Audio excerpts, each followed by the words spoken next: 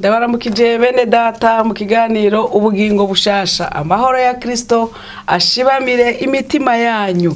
Uyu munsi tugomba tuganire ku majambo y'ubugingo, ijambo ry'Imana nk'umutsima wo kudutunga muri runo rugendo ruja mwijuru. Reka dusome ubutumwa bwiza uko bwanditswe na Yohana igice c'8 umurongo wa 31. Haravuga ngo nuko Yesu abwira abayuda bari bamwemeye ati nimwaguma mu ijambo ryanje murabigishwa banje vy'ukuri. Ndarisubiramwo ngo nuko Yesu abwira abayuda bari bamwemeye ati nimwaguma mu ijambo ryanje murabigishwa banje vy'ukuri. Imana idufashe cyane.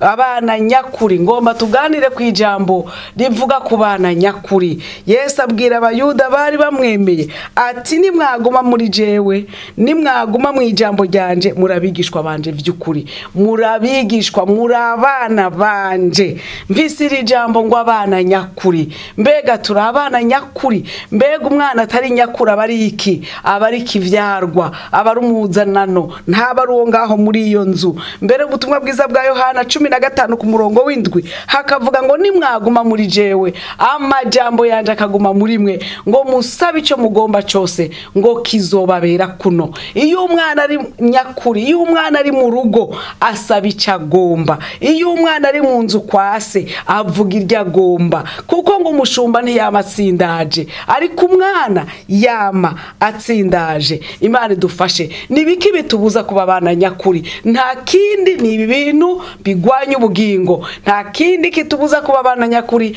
ni ivyaha, ni Satani, ni umwasi w'ivyo kugororoka, ni ugwanya ubugingo buhoraho. Natwe tumugwanye azoduhunga. Iyo dusomye mu cete Yohana yanditse cete ca 2 kiriya gice c'9 haravuga ngo umuntu wese ararata ntagume mu byo Kristo yigishije ntafise Imana. Uguma mu byo yigishije ni wafise data wa twese n'umwana. Uguma mu byo data yigishije. Hejuru twumvise ngo Yesu abwira abayuda bari bamwemeye ati nimwaguma mu ijambo ryanje muri abigishwa banje vy'ukuri.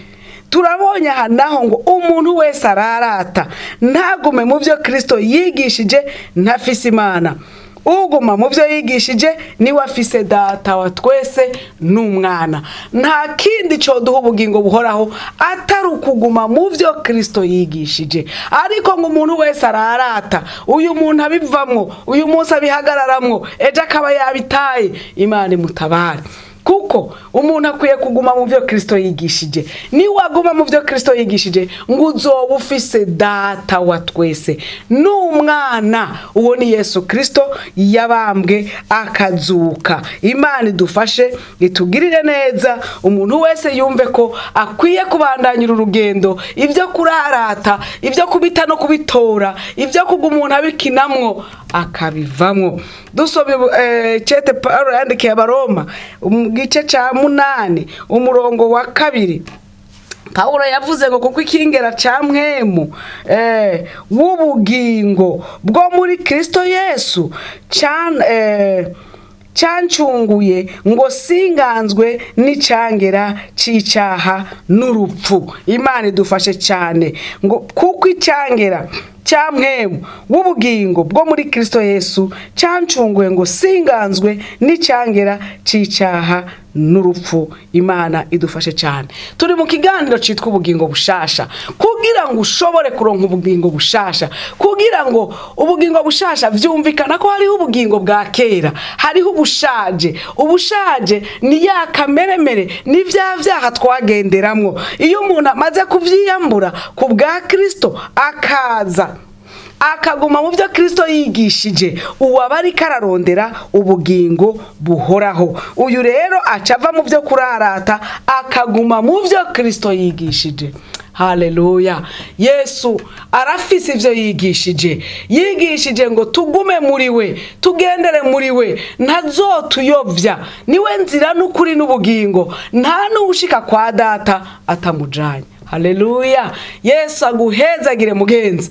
Ufise ivyizigiro bimeze bite? Wumva uri umwana nyakuri canke uri kivyarwa? Wumva waragumye mu byo Kristo yigishije? Yesu agufashe nshuti. Yesu akugirire neza. Nawe witwe umwana nyakuri. Biratubereye kuba abana nyakuri. Sinzi ko muraja mu rugo kera ama interna ngira yagiye aragenda aragwira, abantu benshi barakunda kuja gusabira indara abana mu mafamiye. Abo bana iyo waje kuba muri famiye kanaka harimo abandi bana, we waje gusaba indaro niwe wavyuka kare kandi niwe wajyama bwa nyuma, kuko ndi wari umwana mu rugo, wari umwana atari nyakuri. Ariko babana nyakuri bavyuka aho bagombeye, basaba ico bagomba kuko bari wabo. Ngo nimwaguma muri jewe amajambo yanje akaguma muri mwe, muzosaba ico mugomba kizobabera kuno. Haleluya.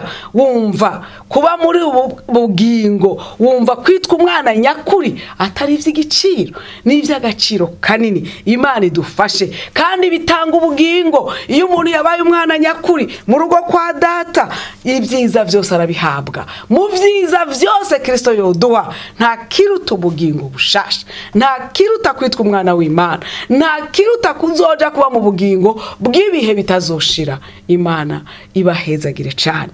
Nariko ndavuga kuri iri jambo ngo umuntu wese ararata ntagume mu byo Kristo yigishije, uyo ntafise Imana. Wewe utagumye mu byo Kristo yigishije, naho muzohurira n'ubugingo bushasha, naho muzohurira n'ubugingo buhoraho, naho muzohurira n'ivyiza vyo muri Kristo. Ariko uguma mu byo Kristo yigishije ni wafise data wa twese n'umwana. Mbega umaze kugira data wa twese ukagira na Yesu, hanyuma namwe muyera, hari ico wowe ukenye, ivyiza vyose bizoba bitashi wawe. Nagomba ndakwifuriza inshuti yanje kumva ko ukwiye kwitwa umwana nyakuri. Yesu aguhezagire kandi nta kindi cotuma umwana nyakuri atari ukwemera Kristo nk'umwami n'umukiza wawe, kandi ukaguma mu ijambo ryiwe, ukaba umwigishwa wa Yesu. Mahoro ya Yesu akuganze. Nagomba ndagusengere. Mbega umaze igihe kingana iki uri kurararata? Ni igihe kingana iki wabayemwo ukagenda uratakaza ibyo Kristo yigishije? Kristo aragukunda, yabambwe ku musaraba kubera ivyaha vyawe, yemeye gutukwa, yemera kwambika ubusa hanze.